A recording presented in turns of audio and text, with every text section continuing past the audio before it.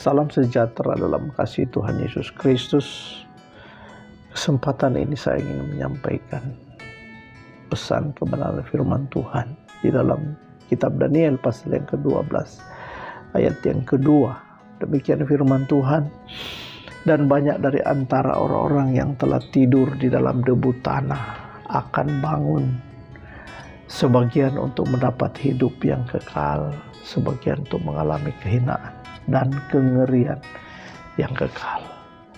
Bapak Ibu Saudara yang kekasih dalam Tuhan Yesus Kristus, tentu kita dapat melihat kondisi kehidupan dunia di akhir zaman ini seolah-olah dipertontonkan kepada kita kondisi kehidupan manusia yang semakin jahat dari hari ke hari.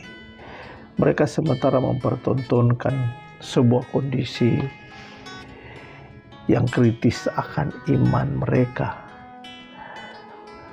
Sepertinya mereka lupa bahwa hidup itu hanya satu kali di dunia ini, tetapi dapat berdampak di kehidupan kekal.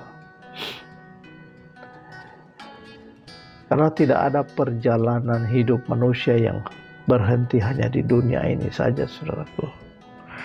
Kehidupan manusia itu sifatnya perjalanan selamanya. Setelah kehidupan di dunia, kita akan ada kehidupan yang akan datang.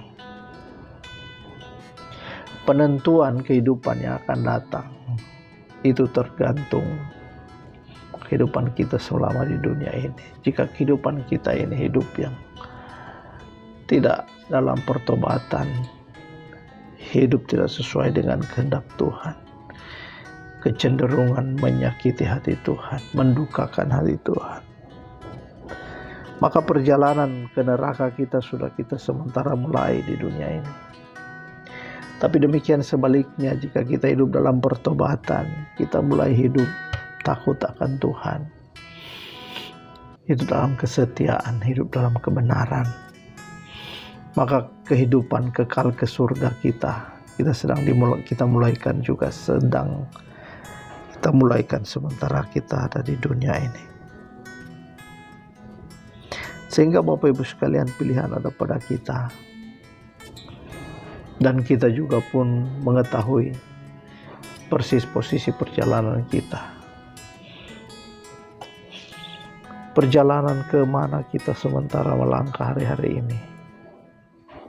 Perhatikan arah perjalanan hidup kita. Apakah mengarah ke surga atau mengarah ke neraka, saudaraku?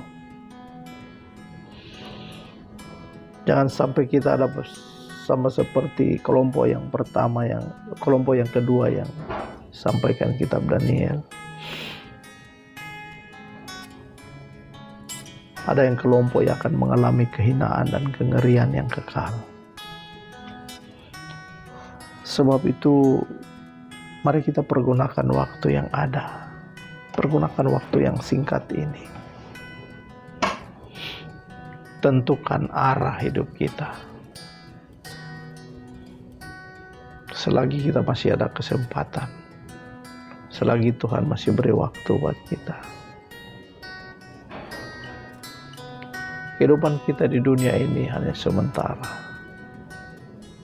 Jika kita masih diberi Tuhan kesehatan, itu adalah kesempatan buat kita. Jika Tuhan berikan waktu buat kita, itu kesempatan buat kita. Jika kita sudah tidak sehat lagi, sudah tidak punya kesempatan, kita akan kehilangan banyak momentum-momentum yang sebenarnya harus kita berikan buat Tuhan. Kiranya kita sekalian dapat memilih atau dapat menentukan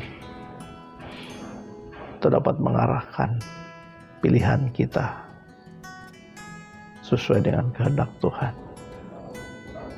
Jangan menyesal di kemudian hari. Kita akan kehilangan segalanya. Kita akan kehilangan Tuhan untuk selama-lamanya. Kiranya ini kebenaran firman Tuhan dapat memberkati kita sekalian. Tuhan menolong dalam setiap pilihan kita. Tuhan memberkati kita semua.